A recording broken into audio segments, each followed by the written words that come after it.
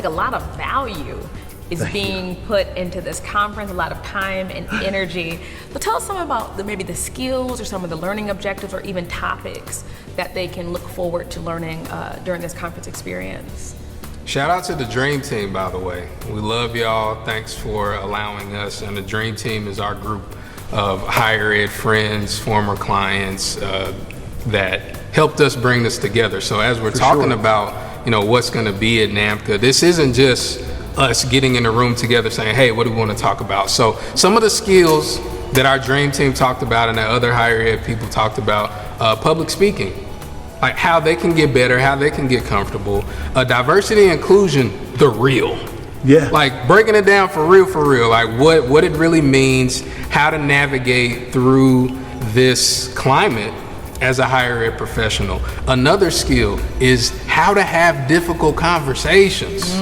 How do you have difficult conversations with your supervisor, with the student, with a colleague, with a contemporary, or with a speaker or an entertainer that you hire? How do you have these difficult conversations? Like, what does that look like? Another skill, which I love, is collaborative, or what has been normally called block booking, right? So if there's somebody in town and there's somebody that you really want to come, I really want Stan to come to campus, but Stan costs $5,000. Oh my gosh, what do we do? Well, in some ways it's very simple, in other ways it's a little confusing. So they're gonna be learning that from each other, not us, from each other. So those are just some of the skills that they're gonna be learning, they're gonna be able to walk away from.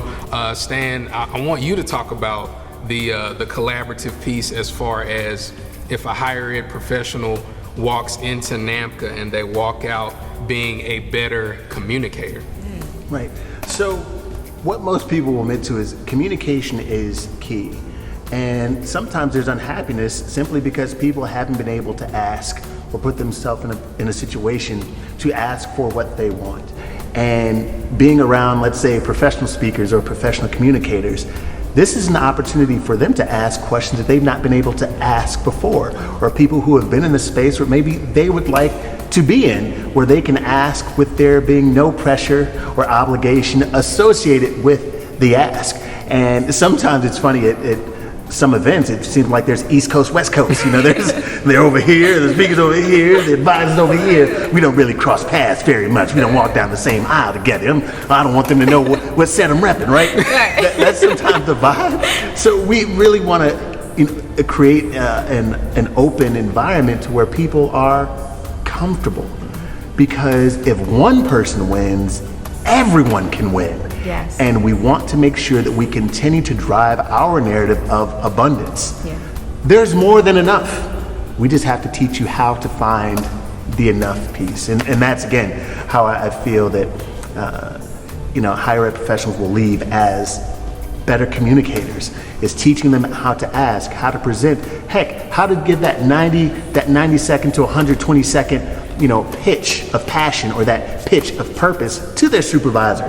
Heck, how do they pitch working from home? Yeah. How do they do that? That'd be great. How can they learn that? I'm glad you asked, because that's exactly the type of subject matter that we will be discussing and giving a real feeling and legs to, or movement to, work-life enjoyment, balance, and peace, which I'm finding so many higher ed professionals missing. Wow. Also, I want to quickly talk about the student leader too.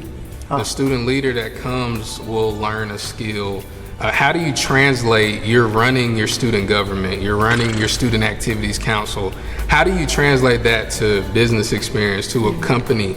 Like, that's important. And teaching them business, teaching them marketing. Yeah. How do we do that? So those are going to be some of the Everything topics. is marketing. Everything is sales. I'm sorry, that's not on the teleprompter. I'm just kidding. Right, but like people think the sales and marketing are dirty words, right? But everything. If you ever went on a job interview, guess what? Sales and marketing. Right. If you've ever asked anybody out on a date before, guess what? Sales and marketing. If you have ever went into a store before, you name it. Right. If you've ever been, hey, what do you want for dinner? We're marketing, like everything is, everything entails that sales and marketing piece.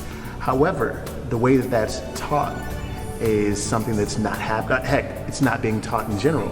But the how, the what, and the why is also something that we're going to discuss at NAMCA. Wow, this is the most all-inclusive conference. This is like a conference on steroids. Is that okay to say? I mean, for this sure. is Very like healthy steroids. Healthy, Plant-based steroids. Is that steroids. Because it's like a little bit for everyone to learn and to grow. And it sounds like not only are you learning in such a fun environment, but you're leading with so many tangible new skills that you can put into practice immediately.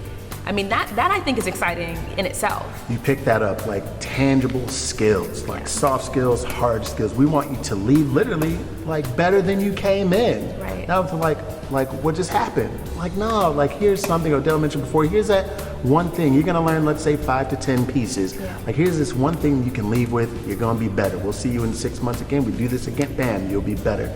And then we grow that way. Yes, I love that.